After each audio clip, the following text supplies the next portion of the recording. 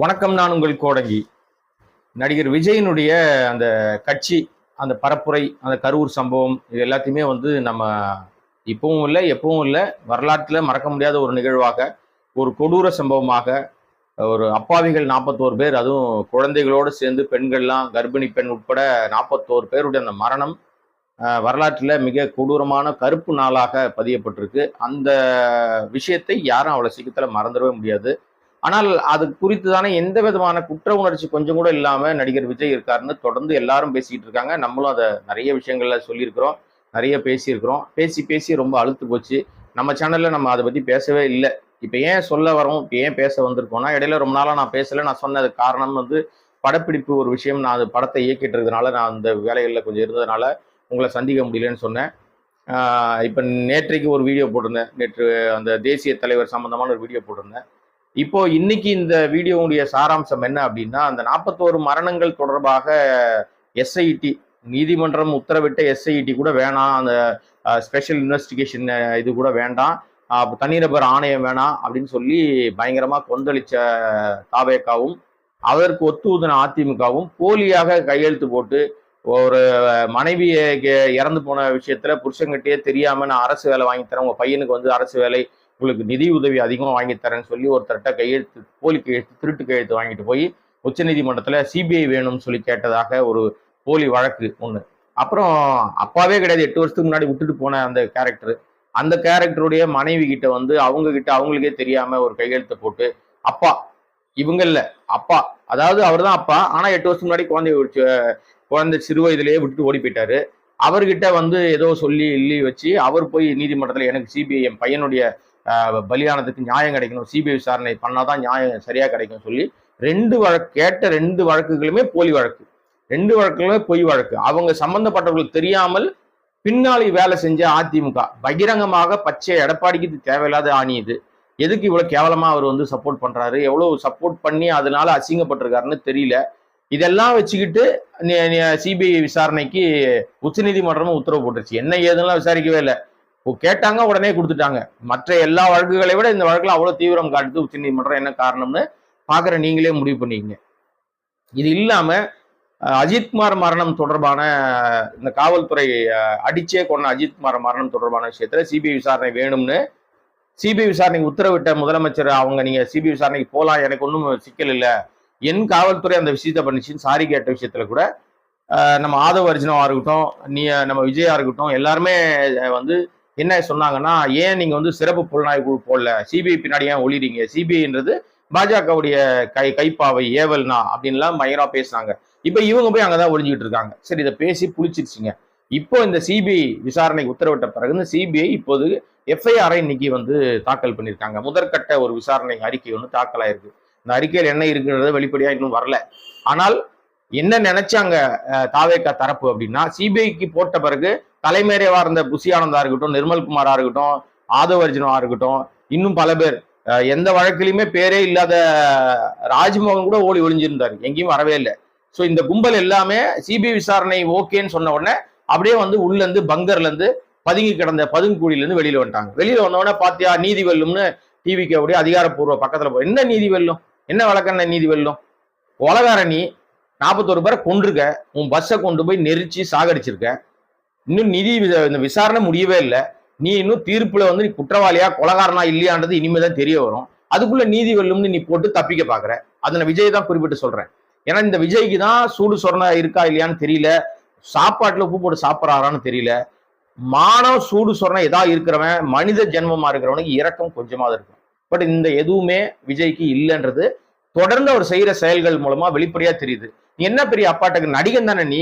இதே நடிகன் அனிதா வீட்டுக்கு போகும்போது கூட்டமே இல்லை, ஜல்லிக்கட்டு போராட்டத்துக்கு போகும்போது கூட்டமே இல்லை, பல இடங்களுக்கு நான் போனேன் வந்தேன் போது கூட கூட்டமே இல்லை. இப்ப எப்படா போன எல்லா இடங்களையும் கூட்டம் வருது அப்படின்னா, முன்னாடி நீங்க அதுக்காக மெனக்கட்டுறீங்க, செலவு பண்றீங்க. செலவுனா எப்படி, உங்களுடைய ரசிகர்கள் எல்லாரையும் விரட்டி நீ வரணும், கூட்டம் வரணும், கூட்டம் வரணும்னு சொல்லி வாண்டடா கூட்டத்தை நீங்க ஆர்கனைஸ் பண்ண கூட்டம். அந்த ஆர்கனைஸ் பண்ண கூட்டம் அன்ஆத்தரைஸ்டா, எந்த விதமான அடிப்படை அறிவும் இல்லாத தற்குறியா இருக்கு. இதுதான் பிரச்சனையே. நீ கூட்டம் சேர்க்கறது தப்பு இல்லை, ஏன்னா உன்னை பிரபகண்டா, ஏன்னா நீ இது வரைக்கும் சினிமால விஜய் பில்டப்லேயே தான் வாழ்க்கையை ஓட்டியிருக்காரு. அவரால் படம் எடுத்த தயாரிப்பாளர்கள் தெருவில் இருக்காங்க. இவரை நம்பி படம் எடுத்தவன் தெருவில் இருக்குமா? ஆனா இவர் வந்து பட தயாரிப்பாளர் தெருவில் விட்டுட்டு இவர் நல்ல சொகுசு வாழ்க்கை, கேரவன் வாழ்க்கை, சொகுசு பங்களா வாழ்க்கை, கூட பல விஷயங்கள், குடும்பமே இல்லை, இப்படி பல விஷயங்கள்ல அவர் ஜாலியை தன்னை என்ஜாய் பண்ணிட்டு இருக்காரு. ஆனா அடிப்படையில எதெல்லாம் ஒரு மனிதனுக்கு அழகோ, ஒரு மனிதனுக்கு இரக்க குணம்ன்றது ஒரு மிக மிக முக்கியம். எவ்வளவுதான் அவன் வந்து மிகப்பெரிய விஷயம் பண்ணாலும் ஒரு பொது வாழ்க்கைக்கு வந்துட்ட பிறகு கொஞ்சமாவது ஈவு இரக்கம்ன்ற அப்படின்றது இருக்கணும். அது சுத்தமா விஜய்க்கு இல்லைன்னு வச்சுங்களேன். இப்ப இந்த சிபிஐ வந்து ஏன் இவங்க வந்து சிபிஐ வந்த உடனே நீதி வெல்லும்னு போட்டாங்கன்னா, சிபிஐ வந்துட்டா அந்த வழக்கு கிட்டத்தட்ட ஒரு ஒரு 5 வருஷத்துக்கு ஓட்டுவாங்க. அட்லீஸ்ட் எலெக்ஷன் வரைக்கும் இதை பத்தி பேச மாட்டாங்க. நமக்கு ஒரு பிரச்சனையும் கிடையாது. நாம அடுத்து முதலமைச்சரா உட்கார்ந்துடலாம். எப்படி? கற்பனையில தான் உட்கார முடியும். இந்த சினிமால ஒரு பாட்டுல ஓஹோன்னு ஓடுற மாதிரி தான் நடக்குமே தவிர, நீ உன் வாழ்க்கையில நீ வந்து அந்த முதலமைச்சர் நாற்காலின்றது கனவு தான் உனக்கு. ஏன்னா நீங்க அடிப்படை தகுதியே இல்லையா உனக்கு. இப்ப சமீபத்துல இது 2-3 நாளா பயங்கர ட்ரெண்டிங்கா 2 நாளா பயங்கர ட்ரெண்டிங் போயிட்டு இருக்கு ஒரு வீடியோ. அவரு ஒரு யூடியூபர், வெளிநாட்டு யூடியூபர். அவர்கிட்ட போய் இந்த தாவேக்கா தற்குறி கூட்டம் அவரை விரட்டிக்கிட்டு போய் டிவிகேன்னா அவனுக்கு ஒன்றும் புரியல. அவருக்கு நீங்க பேசுற லாங்குவேஜ் புரியல. அது என்னையா டிவிகேன்னு கூட சொல்லல அவரு. அவர் வேற ஏதோ சொல்றாரு. அப்புறம் வந்து என்ன சொல்றாங்கன்னா, சீஃப் மினிஸ்டர் ஆஃப் இந்தியான்னு தாவேக்கா தற்குறிங்க சொல்லுதுங்க. ஏன்னா அப்படி ஒரு போஸ்டே கிடையாதுடா. சீஃப் மினிஸ்டர் ஆஃப் இந்தியாவா அப்படின்னா அப்படின்னு வந்து கேட்டு நம்முடைய மானத்தை வந்து கப்பலேத்துறதுல தாவேக்கா தற்குறிகளை தவிர வேற யாருக்கும் முடியாது. அவங்க தான் அதை கரெக்டா பண்றாங்க. ஸோ இப்போ கூட பாத்தீங்கன்னா இந்த விஜய் மீத ஏன் இவ்வளவு தூரம் நம்ம வந்து ரொம்ப கடுமையான குற்றச்சாட்டுகளை வைக்கிறோம்னா, உண்மையிலே மனுஷனா இருந்திருந்தா 41 மரணம் உன்னாலதான் நடந்திருக்கு. நீதான் படுபாதக கொலைகாரன். உனக்கு கூட வந்து அந்த கொலைக்கு உடந்தையா இருந்தது ஆதவ் அர்ஜுனா. இவன் தான் போலீஸ் சொல்றதை கேட்காம வண்டியை முன்னாடி கொண்டு வந்து அந்த 41 பேரை நசுக்கி கொன்னவன். இப்ப இந்த பெரிய அதிமேதாவி அந்த போலீஸ் டிஎஸ்பி கிட்ட சண்டை போட்ட அதிமேதாவி கோர்ட்ல வந்து பம்மிருக்கான். பம்மிட்டு என்ன சொல்லியிருக்கானா, ஐயா நானே வந்து ஒரு தொடநடிங்க, நானே ஒரு பயந்தாங்கொல்லி, நானே ஒண்ணுமில்லாதவன். நான் சொல்லலைங்க, அவர் சொல்லியிருக்காரு நீதிமன்றத்துல. என்ன சொல்லியிருக்காருன்னா, எதுக்காக அதை சொல்லியிருக்காருன்னா, இந்த வழக்கு இல்ல, இன்னொரு வழக்கு. அதாவது இது பெரிய அறிவாளி மாதிரி ஜென்சி கூட்டமே நீங்க எல்லாம் திரண்டு வாங்க, ஒரு புரட்சி நடக்கணும், அந்த புரட்சி வந்து நேபாளத்திலையும் இலங்கையில நடந்த மாதிரி இங்க தமிழ்நாட்டிலையும் நடக்கணும் அப்படின்னு சொல்லி ஒரு பதிவு போட்ட கொஞ்ச நேரத்தில் டெலீட் பண்ணிட்டு ஓடி போச்சு இல்லையா. ஓடி போய் பங்கர்ல பதுங்கி அதை பதுங்குழியில பதுங்குச்சு இல்லையா அந்த ஆதவு. இந்த வழக்கு வந்து ஒரு வழக்கு ஒன்று போடுற, அந்த வழக்கும் பெரிய வழக்கெல்லாம் கிடையாது. அதிகபட்சமா 3 ஆண்டு தண்டனைக்கான வழக்கு தான் போட்டிருக்காங்க. அதை சட்டத்துல உள்ள விஷயங்களை வச்சு நீ வந்து சட்ட ரீதியை எதிர்கொண்டாலே ஒரு அரசியல்வாதியா நிக்க முடியும். ஆனா அங்க போய் என்ன அபிடேவிட் தாக்கல் பண்ணிருக்கு இந்த ஆதவுனா, அதனாலதான் இது ஒரு பயந்தாங்கொல்லி, இது வந்து ஒண்ணுக்கு உதவாத ஒரு கேஸ். பணம் மட்டும் தாங்க இருக்கு. அது கூட இவன் பணம் கிடையாதுங்க. இவங்க மாமனாரு சுரண்டல் லாட்டில சம்பாரிச்ச காசு. அதாவது ஏழைகள் கிட்ட இருந்து சுரண்டி சம்பாரிச்ச காசுல உடம்ப வளர்த்த கேஸ் தான் இந்த ஆதவ். இப்போ தாவேக்காக்கு கோடியா செலவு பண்ணிட்டு இருக்கு. 10 காசு பிரயோஜனம் இல்லைன்னு வச்சுங்க. 41 மரணங்களுக்கு வந்து அதுலயும் 31 பேருக்கு தான் வந்து பணம் கொடுத்துருக்காங்க. அதை நான் பின்னாடி சொல்றேன். இந்த பயந்தாங்கொல்லி வந்து கோர்ட்ல வந்து ஒரு அபிடேவிட் தாக்கல் பண்ணிருக்கு. கோர்ட்ல கதறி இருக்கு. என்ன, நான் ஐயா தெரியாம நான் பண்ணிட்டேன், உடனே அதை டெலீட் பண்ணிட்டேன், எனக்கு இப்படி எல்லாம் ஒரு பின்விளைவுகள் இருக்கும் தெரியாது, நானே ஒரு பயந்தாங்கொல்லிங்க, நான் தொடநடிங்க, எனக்கு வந்து அதை என்ன போட்டேன்னே தெரியல, அதனால எடுத்துட்டேன் நானு அப்படின்னு சொல்லி கதறி இருக்காரு. இப்ப கதறவரு என்ன பண்ணிருக்கணும்? இப்ப இந்த 41 பேருடைய மரணத்துக்கு ஆரம்ப கட்டமே வந்து அந்த 50 மீட்டர் பஸ் உள்ள வந்ததுதான் சொல்றாங்க இல்லையா. அந்த 50 மீட்டருக்குள்ள வராம பின்னாடியே பேசுங்கன்னு காவல்துறை சொல்லும் போது எங்கடா போச்சு அறிவே இல்லையாடா உனக்கெல்லாம். நீ தானே விஜயோட பஸ்ஸை முன்னாடி தள்ளிட்டு வந்து விஜய் கிட்டே சொல்ற பிரச்சனை ஆகி போச்சு, உடனே இந்த இடத்த விட்டு நம்ம கிளம்பணும்னு. அப்ப நீங்கெல்லாம் வந்து உண்மையிலேயே ஆண்மகனா இருந்தா அந்த இடத்துல இந்த ஹீரோ தானடா விஜய். படத்துல வந்து எகிரி குச்சி பனைமரம் உயரத்துல இருந்தாலும் 3 மாடி கட்டடமா இருந்தாலும் ரயில் மேல எல்லாம் தாவறாருல, குருவி படத்துல ரயில்ல எல்லாம் தாவலையா? அப்ப அந்த பஸ்ல இருந்து எகிரி குச்சி யாருக்கு என்ன உதவின்னு செய்ய வேண்டியதானே. செய்யாம விட்டுட்டு தப்பிச்சு ஓடி போய் பனையூர் பங்களால பதுங்கி இன்னையோட சேர்த்து கிட்டத்தட்ட 25 நாட்களுக்கு மேல ஆகுது. அதுவும் ஒரு வீடியோ வெளியிட்டு அந்த வீடியோவும் பாத்தீங்கன்னா மன்னிப்பு கேட்கல, வருத்தம் தெரிவிக்கல, ஆழ்ந்த இரங்கல் தெரிவிக்கல. சிஎம்க்கு சவால் விட்டுட்டு தெரியுற நீ. இந்த மாதிரி கூட்டத்தை வச்சுக்கிட்டு நீ எங்க உருப்பட போறதே கிடையாது. சோ இப்படிப்பட்ட ஆதவ அர்ஜுனா மாதிரி ஆட்களை கையில வச்சிருக்க. புசி ஆனந்த், அந்த புசி ஆனந்த் பொதுச் செயலாளர்னு உலகம் பூரா நான் தான் சொல்லி தெரிஞ்சிருந்தார். இப்ப அவரு என்ன பண்ணா, அவரு மங்கர்ல பதுங்கிட்டு சிபிஐ விசாரணை ஓகேன்னு சொன்ன உடனே வெளியில வந்துட்டு அவர் காலில் போய் மதியழகன் வரான். இந்த மதியழகனை மாட்டி விட்டதே புசி ஆனந்த் தான். மதியழகன் யாருன்னா மாவட்ட செயலாளர். இந்த மாவட்ட செயலாளர் தாங்க காரணம். அந்த 41 மரணத்துக்கு ஏற்பாட்டாளர்கள் காரணம்னா நான் இல்லைங்க அப்படின்னு புசி ஆனந்த் கை காட்டிய நபர் மதியழகன் பொண்டாட்டி. அந்த அம்மா வந்து அது பொம்பளை தானான்னு எனக்கு சந்தேகம் வருது. அது சொல்லுது கழுத்தை போட்டு துண்டை போட்டு இருக்கிறாங்க, கத்தியோட வந்தாங்க, மயக்கப்படி தூணாங்க, கழுத்தை நெரிச்சு கொண்டாங்கன்னா வாய்க்கு வந்தாலும் அள்ளி விட்டுச்சு. அந்த பொம்பளை முதல்ல அரெஸ்ட் பண்ணி உள்ள போட்டிருக்கணும். அது ஏன் காவல்துறை செய்யல? ஸ்டாலின் அரசாங்கம் ஏன் அது வந்து பொறுமை காத்தாங்கன்னு நமக்கு தெரியல. சோ ஒட்டுமொத்தமா இந்த கும்பல் பண்ண அட்ராசிட்டியும் இந்த தற்கொலை கூட்டத்தினுடைய ரொம்ப அராஜக போக்கும் மக்கள்கிட்ட இன்னைக்கு வந்து வெளிப்படையா தெரிஞ்சிருச்சு. இது வந்து பைசா பெறாத கூட்டம். இந்த இந்த கூட்டம் வந்து ஃபுல்லாவே வந்து கூட்டத்தை ஏற்படுத்தி வரக்கூடிய கூட்டம். இது வந்து தானாக வந்த கூட்டம் இல்ல. ஏன் தானா வந்த கூட்டம் இல்லைன்னா, நீ அனிதா வீட்டுக்கு போகும்போது இவ்வளவு கூட்டம் வரவே இல்லையே. நீ வந்து ஜல்லிக்கட்டுக்கு வரும்போது இவ்வளவு கூட்டம் வரவே இல்லையே. இன்னும் பல இடங்களுக்கு நீ போனப்ப எங்க வரமாட்டேங்குத. நீ நடிக்க போனாலும் ஒன்றும் வரமாட்டேங்குது கூட்டம்.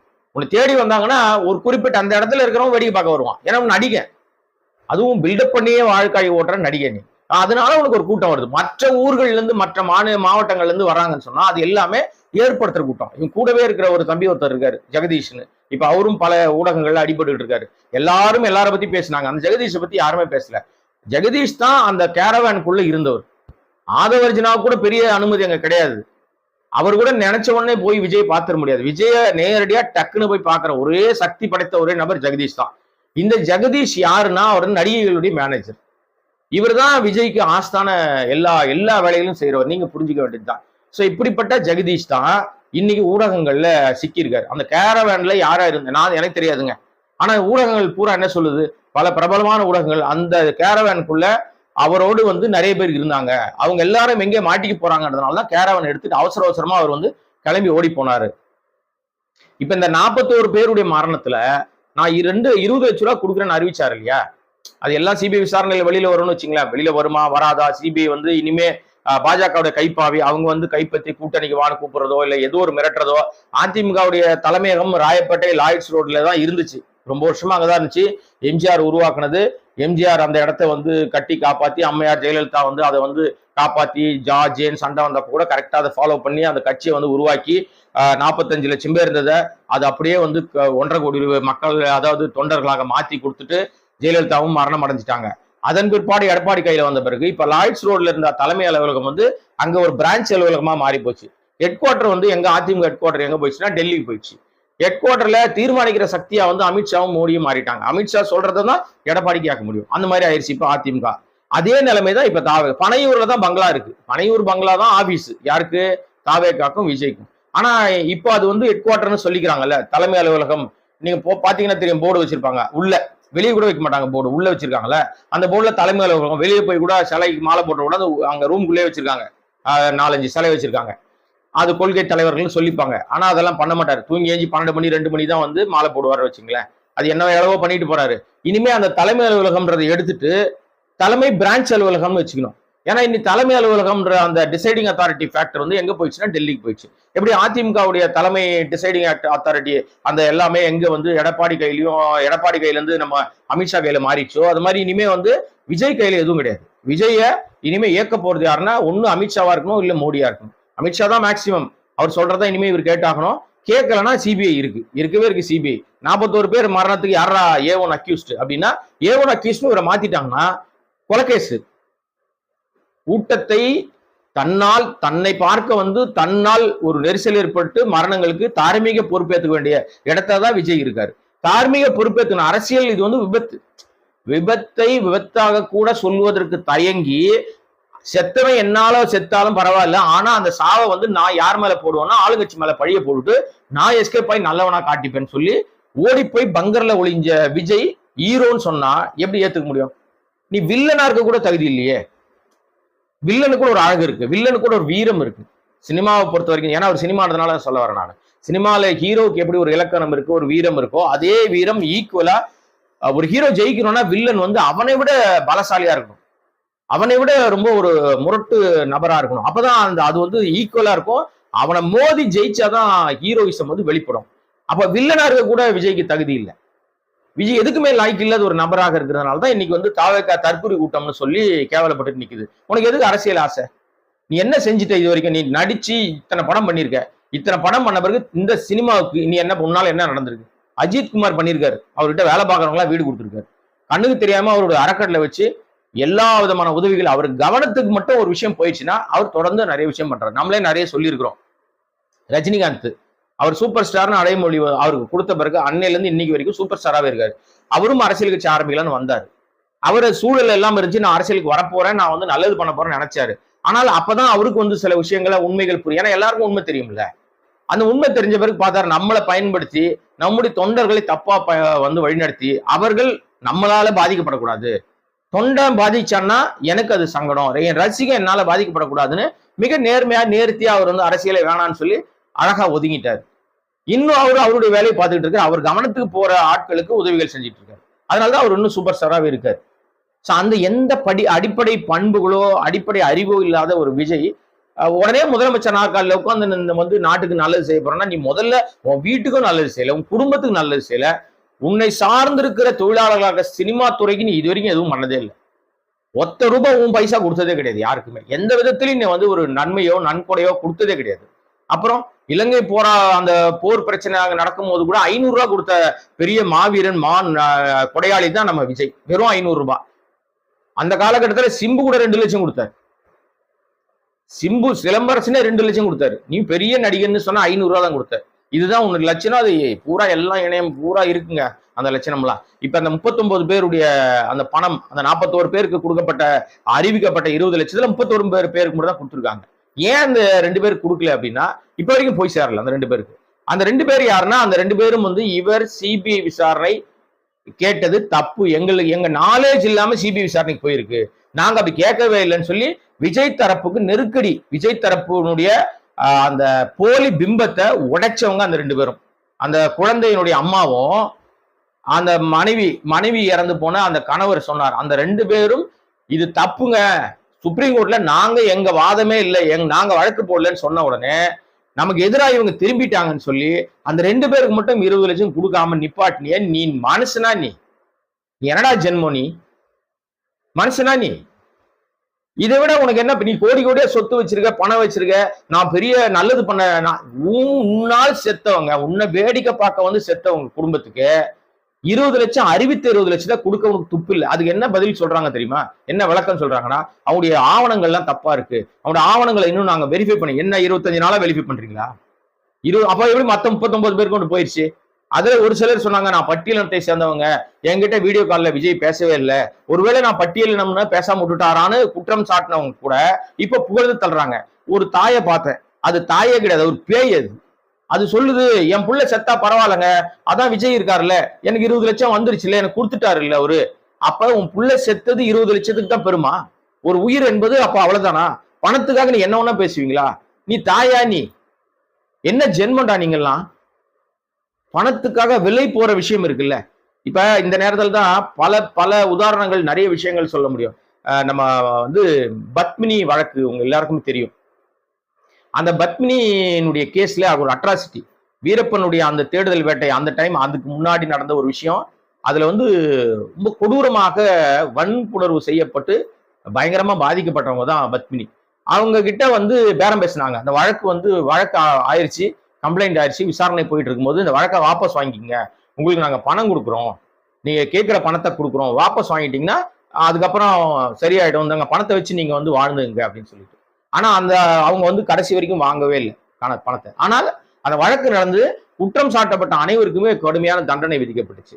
இது நிஜமா நடந்த ஒரு சம்பவம். பத்மினியுடைய இந்த பாலியல் வன்புணர்வு விஷயத்துல ஒரு சினிமா ஒண்ணு வந்துச்சு, ஜெய் பீம்னு ஒரு படம். அந்த படத்துல வந்து பாத்தீங்கன்னா கொடூரமாக போலீசாரால் அடித்து கொல்லப்படுவாரு அந்த கதையினுடைய நாயகன். அடிச்சு கொன்றுவாங்க. அப்ப அந்த கொலையை போலீஸ் செஞ்சிருச்சுன்னு கண்டுபிடிச்சிருவாங்க.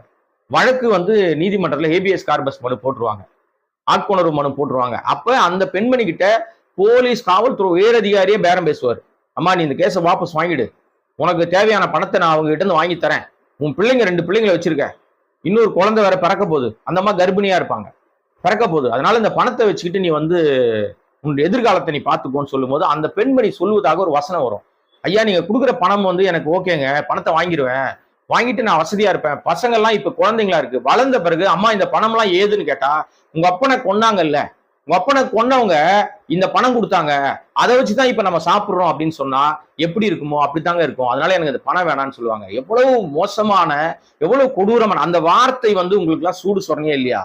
இந்த குழந்தைகளை கொன்னு மிதிச்சே கொன்ன கும்பல் கிட்ட இருந்து ஒரு பணம் வாங்கியிருக்கீங்களே, இந்த பணத்தை வாங்கிட்டு சில பேர் அமைதியாயிட்டாங்க, ஒரு சிலர் தான் அப்படியே விஜய் மீது தவறே இல்லை, அவருக்கு என்ன, என்கிட்ட இன்னொரு புள்ள இருந்தா கூட அனுப்பி விடுவேன், இன்னொரு புருஷன் தான் அனுப்பி விடுவேன், இன்னொரு பொண்டாட்டி தான் அனுப்பி நசுக்கி சாவடிப்பேன் அப்படின்னு பேசுறீங்களே, மானம் ஈனம் சூடு சொரண உப்பு போட்டு தான் சாப்பிடுறீங்களான்னு கேட்க தோணுது. ஆனா உங்கெல்லாம் வரலாறு நீங்க எல்லாம் மன்னிக்க முடியாத குற்றம் இழைத்தவர்கள். உங்களுக்காக இரக்கம் ஏன் தெரிவிக்கலன்னா நிச்சயமா இந்த மாதிரி ஜென்மம் அவரை விஜய்க்கு என்ன தோணும், ஓ நம்ம யார நசுக்கி கொன்னாலோ ஏத்தி கொன்னாலோ நரபலி கொடுத்தா கூட காசு கொடுத்துட்டா அவங்க வந்து நம்மள புகழ் பாடிடுவாங்க. இப்ப பாடிட்டாங்கல்ல, 20 லட்சத்துக்காக அமைதியா இருந்தாங்க, 20 லட்சம் எப்ப கையில கிடைச்சிருச்சோ உடனே புகழ் பாட ஆரம்பிச்சிட்டாங்க. விஜய் மாதிரி ஒரு ஆள் வருமா, விஜய் என்ன விஜய் கொலகாரம் தானே, அவன் 47 பேர் கொண்டவன் தானே, இப்படி சொல்ல யாருக்குமே துணிவே இல்லையே. அரசாங்கத்தின் மீது பழி போடுற நீங்க எப்படி அரசாங்கத்துக்கு பொறுப்பு இருக்குன்னு சொல்ற அதே வாய் இந்த பிரச்சனைக்கு காரணமா தாமதமா ஏன் வந்தாரு, சொன்ன நேரத்துக்கு ஏன் வரல, கூட்டம் சேர்ந்தவர்களுக்கு அவர்களுக்கான அடிப்படை வசதிகளா இருக்கிற தண்ணி வசதி கூட செஞ்சு கொடுக்காத ஒரு மோசமான கேவலமான ஒரு கேவல பிறப்பி தற்கூரி கூட்டத்துக்கு சப்போர்ட் பண்றமே நம்ம, குற்ற உணர்ச்சியே உங்களுக்கு இல்லையா? கண்ணாடி முன்னாடி நின்று பார்க்கவே மாட்டீங்களா? சாப்பிடும் போது உங்களுக்கு எப்படி அந்த அந்த சாப்பாடு உள்ளுக்குள்ள போகும்? உங்களுக்கு உங்க பையன் செத்து போயிட்டானே, உங்க கணவர் செத்து போயிட்டாரு, உங்க மனைவி செத்துட்டாங்களே, உங்க குழந்தைகளை நம்ம பறி கொடுத்துட்டோமே, இந்த பறி கொடுத்த இந்த காசு தானடா நம்ம கிட்ட வந்திருக்கு அப்படின்னு உங்க உணர்ச்சியே இல்லையான்னு எல்லாரும் கேட்பாங்க. நிச்சயமா நமக்கும் அந்த உணர்வு தான் இருக்குங்க. அந்த 2 பேருக்கு இது வரைக்கும் பணம் கொடுக்க வேண்டும். விஜய் இவ்வளவு நியாயம் பேசுற விஜய் ஏன் அந்த 2 பேருக்கு பணம் கொடுக்கல? இந்த கேள்வி எத்தனை பேர் எழுப்பியிருக்காங்கன்னு தெரியல. விஜய் உண்மையிலே எப்படிங்க மனசாட்சி உள்ள மனிதரா இருக்க முடியுது? எப்படி தூக்கம் வருது அவருக்கு? எப்படி சாப்பிடுறாரு? அந்த இதுவரைக்கும் அவர் இப்ப இந்த 25 நாள் அவரை சந்தித்த நபர்கள் யாருமே இல்லை.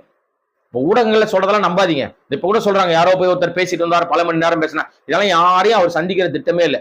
அவர் பேர்ல எவனா ஒருத்தன் சந்திச்சிருப்பான். விஜய் யாரையும் சந்திக்கல. ஏன் சந்திக்கலன்னா பயம். நம்ம வெளியே வந்தா பிடிச்சிருவாங்களோ, அரெஸ்ட் பண்ணுவாங்களோ. ஒரு நாள் கூட சிறைக்கு செல்வதற்கு தயாரா இல்லை விஜய். சொகுசு வாழ்க்கையிலே வாழறாரு.